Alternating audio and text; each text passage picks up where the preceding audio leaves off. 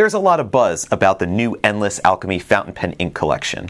Let's explore these magical inks and decide whether they can truly transform the writing experience or whether they're just a cheap trick. Stick around to the end and I'll tell you how you can enter for a chance to win this entire set of inks.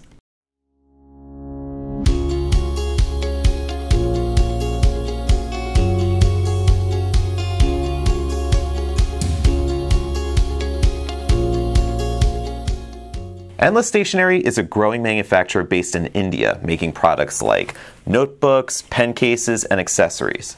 The Alchemy series is their first foray into the world of fountain pen inks.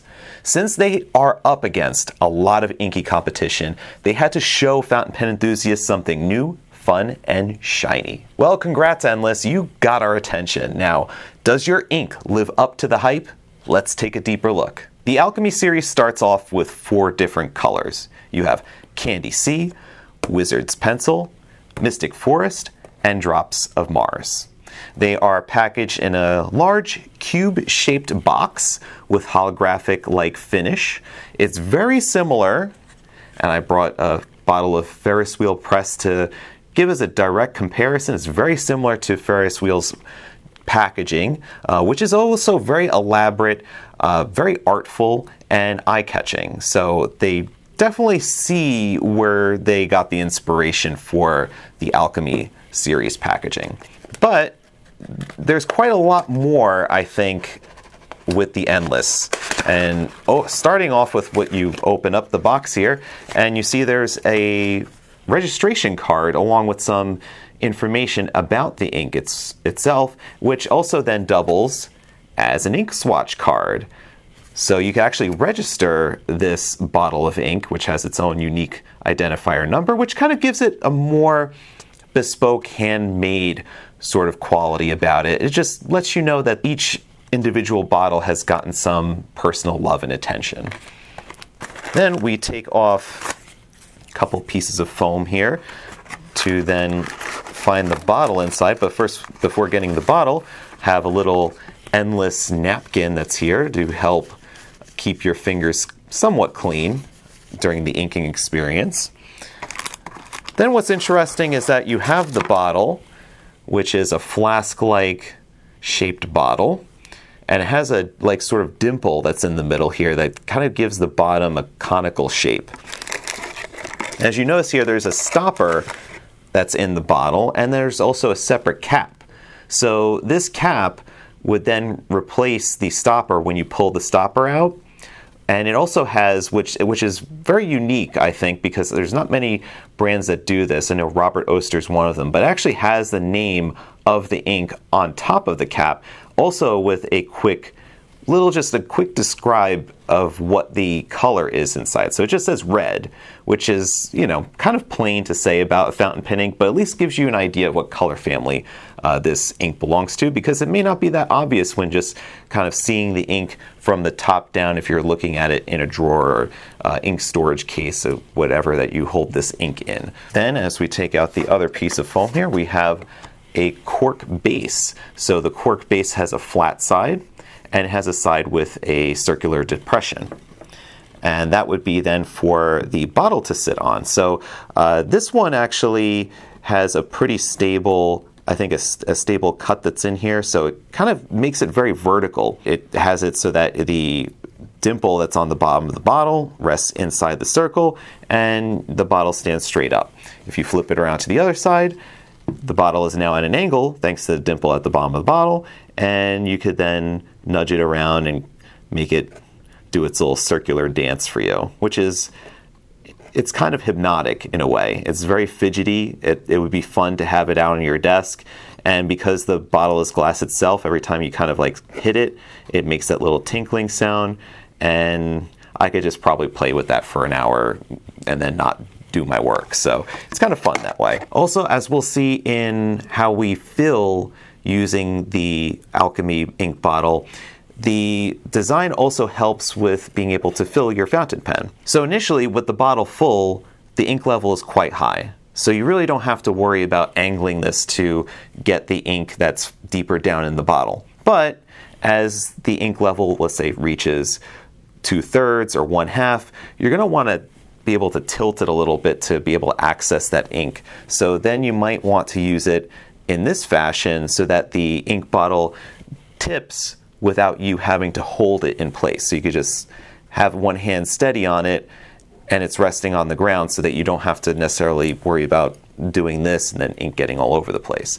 So it is rather useful, and we're going to actually test out just how convenient is it to fill. And for this filling demonstration, I have brought several different pens in this Endless Companion leather pen case of varying sizes so that I could show you, well, how would it fill if I had a thicker pen, how would it fill if I had a thinner pen, cartridge converter, or a piston fill, and a vacuum filler.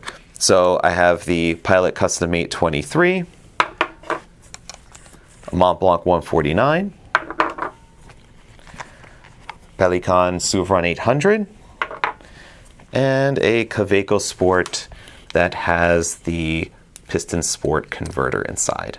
Now, if I were to match up each of these pens with a particular ink color, I think with Drops of Mars, I'm going to go with the Custom 823.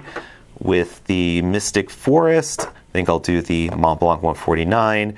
The Wizard's Pencil, since this iridescent finish sport kind of has a gray tone to it, I'll go with the Wizard's Pencil. And for the Blue Blue M800, we'll do Candy C. So this rubber stopper is in place to protect the bottle from leaking in transit. And they recommend in their card, by they I mean Endless, recommends that you might want to keep this stopper so that if you were traveling or moving and you want to bring your ink collection with you, this particular ink bottle, you could then replace the stopper. So it does have a nice little ridge on the end here. Seems like it's pretty easy to put in and out. We used this bottle to also get the swatch for the website. So we had Gia open up each of these bottles, which, I mean, of course, can't be resealed again brand new. So that's why we're using them as today's giveaway. So I opened it up, and I think you do have to kind of, you know, squish this back in here if you want to replace it here. And I'm getting ink on my fingers, so I'm going to use the little Endless napkin that came with it, but it's okay because we get inky fingers on this channel all the time, and I'm sure you do as well. To open up the bottle, we'll take out the stopper, put it off to the side, and just also to show you, this is what it would look like if we put the cap on here. And the cap seals pretty good, and yeah, it looks pretty nice all put together, I think. The glass is handmade, it's blown glass. And it has a very nice feel. I think it definitely has one of the more unique bottle shapes I've seen of fountain pen inks. So getting to the Custom 823, we're going to unscrew the blind cap, pull back on the plunger, dip the nib into ink, push down the plunger. And this is good because, I mean, sometimes you have ink bottles that are rather shallow. This has got a very nice depth to it because it's a taller ink bottle. So you really won't have to worry so much, I think, about the ink running lower, especially when it comes to a vacuum fill pen. There's a lot of depth here where you could dip the nib in quite well. And then also too is that the mouth of the bottle opening is decently wide, as we'll get to see with the 149. Also too, for stability purposes, let's say if the divot here is not deep enough and it's, you know, still kind of wobbles a little bit, you could even use this to help stabilize the whole process. You could still keep these foam pieces, I think would be pretty handy. Next we have Mystic Forest. So for the 149, I'm going to advance the piston mechanism all the way to the front by turning counterclockwise the blind cap, dip the nib into the bottle of ink. This is a little bit of a darker ink, so I'm trying to find where the ink level is. Submerge the nib completely, and then twist to draw up the ink. Let's let a few drops out. Next we have Wizard's Pencil.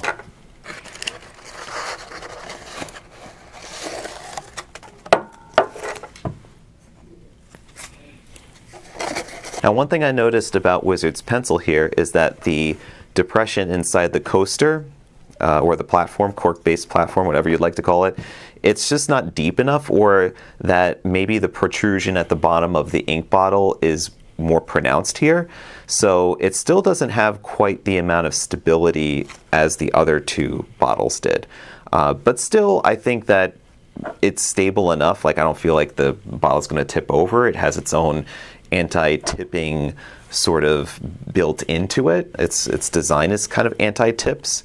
So that's why I would say probably keep this. If you do have a cork base that isn't working so well, is that you could keep it nice and stable using the foam as well. But they do say in the little brochure card that since each bottle is handmade, that there's going to be some variances between each of the bottles, that they're not going to be all the same exact spec. So I think that's pretty cool, because it does, like the little code that comes with it and everything, the little registration code, kind of gives it its own individual feel, which is something that you would get more with fountain pens, because fountain pens, especially if they have like an acrylic or a swirling pattern, is that each one of them can be completely unique, and that's part of the charm of it. And that's, I think, also part of the charm of this too, is that each bottle could be slightly different than the other, so they have their own unique characteristics. So for the Kaweco Sport, I have the little sport slide converter here.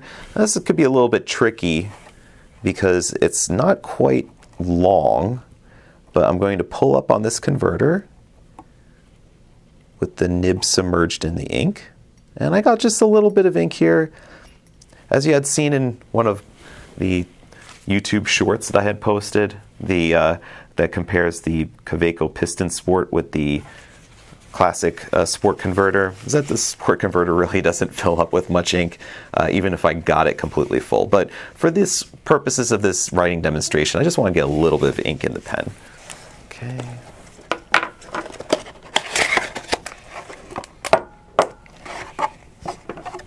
And last we have Candy C. Now for the Pelican, operates the same way as the Mont Blanc. It's a piston fill mechanism, so I'm turning the blind cap counterclockwise to advance the piston, dipping the nib into the ink, and then turning clockwise deep enough here. There we go. Yeah, so filling all of these pens, I think, was as smooth as possibly could be. I really didn't run into any issues with the bottle mouth opening giving me a problem, even with some bigger pens, and the filling, it's either cartridge or converter, the piston fill or the vacuum fill, all very easy to do. I think that the design will also make it easier in the long run to do, especially as the ink level drops inside the bottle, as you could just easily angle it using the cork base, or flat surface would also help just kind of give you a little bit extra leverage when it comes to filling your fountain pen. So now that we went over the filling, let's see how does the ink look. This is what it's all about. There's all packaging and everything, but we want to know, how does the ink appear on the page? How is it right in the fountain pens that we're testing them with? And are the colors exciting and distinctive enough to feel inspired and have fun while writing? To test out the inks, I have brought the coloring ink testing cards and some cotton swabs to do a broader swatch of ink. And I also brought a Rhodia dot grid pad with 80 GSM paper. All four colors, they're pretty strong. Like, there's definitely not a washed out, undersaturated color. They all have quite a bit of body to them. That being said, there's a couple that really stand out for having some sheen, which would be the Candy C, and the Mystic Forest has a bit of sheen as well. And I mean, Candy C, we've seen blue with violet or purple sheen in quite a few different brands. A lot of ink makers make this sort of variant of ink, so this is really nothing original and stand out-ish, but it does have a strong sense of shading as well, especially coming from the medium nib of the Pelican M800. You could see that there's definitely a deepening of the color in almost every letter that's written. And then the green also kind of has that vibe, but more with the sheen rather than the the shading. So the Mystic Forest does provide a bit of depth, and I think kind of has a bit of that mystic quality as well.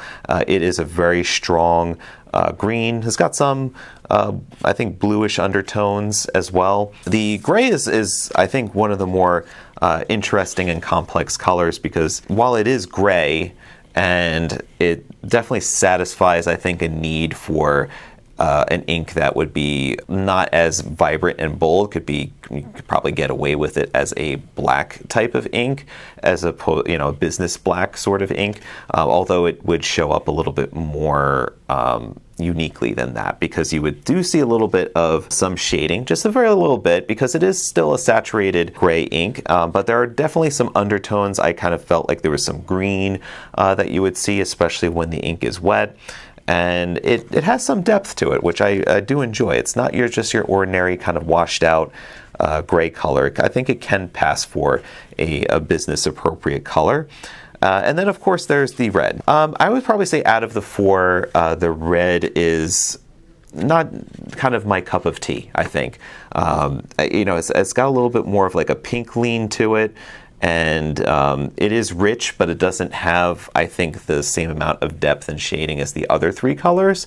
But it's nice. I don't think it's going to be for everybody. If I were to say which is going to be the most popular of the four colors, I would probably still say, even though there's a lot of inks that are very similar, I think Candy C would still be the one that people gravitate to the most, because it just happens to be that blue is usually a very popular color when it comes to fountain pen ink, and it also can fly in an office setting as well. So, and it definitely, this one, it's blue, but it provides so much more depth thanks to that sheen and shading.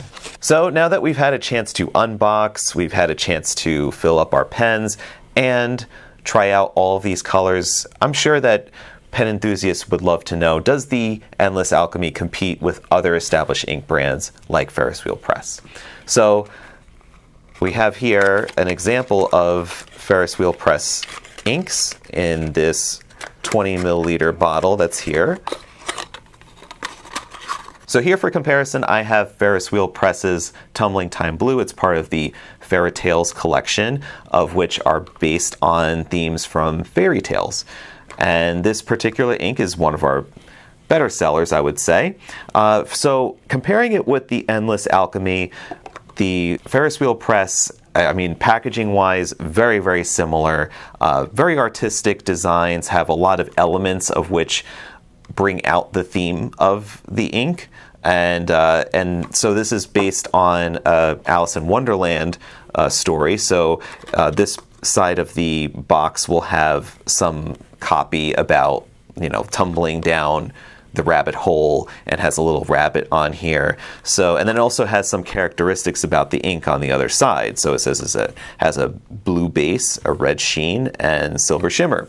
So looking at Candy C, you have a very similar sort of design on their box as well, which explains the blue color, the red purple sheen, and shading as well. So very, very similar, on point. I think they are even in that respect. So I would definitely give them like a draw in that, although like Ferris Wheel Press has a little bit more ornate detail.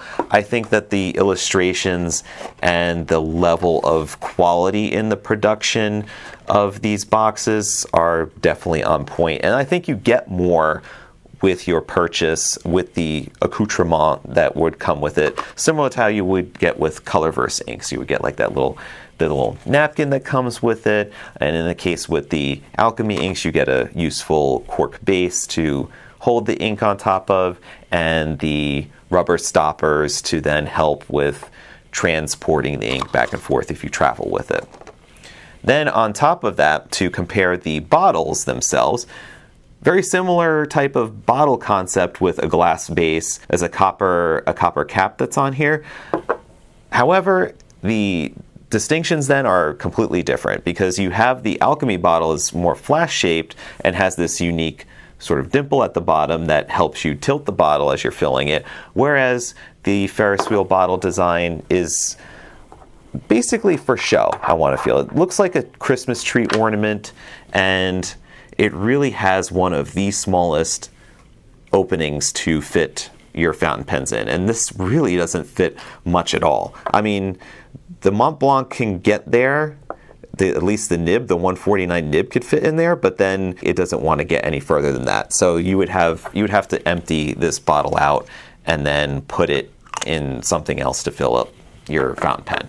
And that would probably go with most fountain pens, I would imagine. There's really not a lot of room in there for putting your nib into that ink. Point goes to Endless for the filling convenience and the thoughtful bottle design.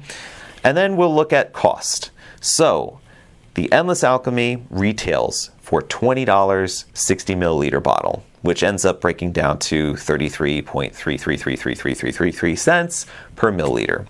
The Ferris Wheel Press Fairytales inks in these small 20 milliliter bottles sell for $20 each, which is $1 per milliliter. So again, advantage go to the Endless Alchemy for being 1/3 the cost and getting triple the value for your ink purchase. Now, in terms of ink quality, I mean, Ferris Wheel's been in the game for a while.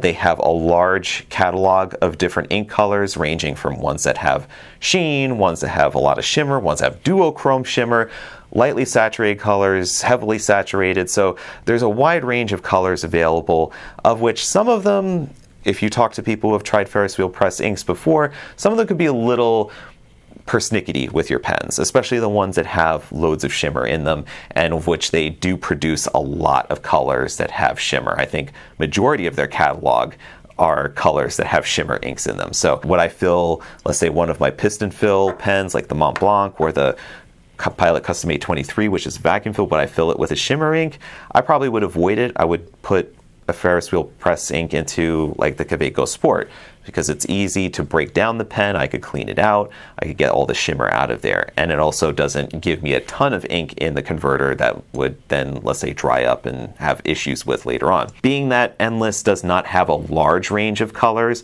I do appreciate the colors that they do have. The 4 colors that they started off with are pretty strong.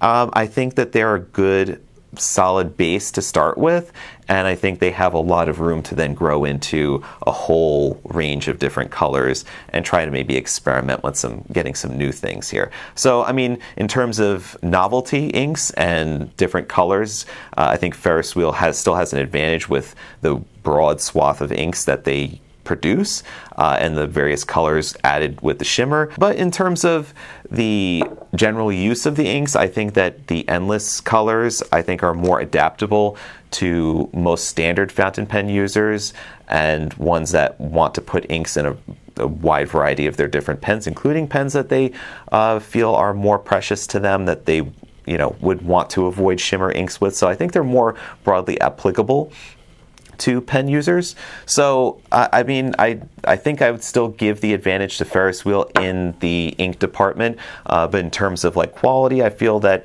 if you're going to fill up your pens with any type of ink between both brands, I think you'd be a little bit safer with just this assortment of Endless inks, because they are non-shimmer and they seem to behave pretty well. So like the flow was decent, they weren't too dry, weren't exceptionally wet either, so they're pretty much right down the middle of the road and provide a little bit of some excitement with the shading and sheen and the sheen and some of the complexity of this cool tonal gray that they have. In summary, the new Endless Alchemy ink collection is filled with plenty of novelty, magical excitement, and intrigue.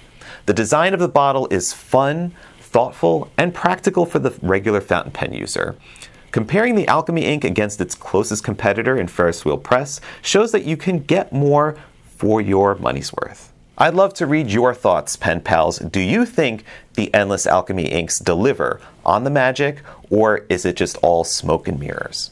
If you'd like to enter for a chance to win this set of inks that I tested in this video, please like this video and leave a comment with your best idea for a future ink color in the Alchemy collection. I'm going to throw an example at you. Don't use this example as your entry. It's my example. I think that they should make a gold shimmer ink and then call it Rumpelstiltskin. In 1 week after this video is posted, I will randomly pick one winner and announce it on our YouTube channel community post. Subscribe to the Goldspot Pens channel so you won't miss our post. Pen pals, thank you for taking this magical adventure with me. Until next time, stay inky, my friends. Take care.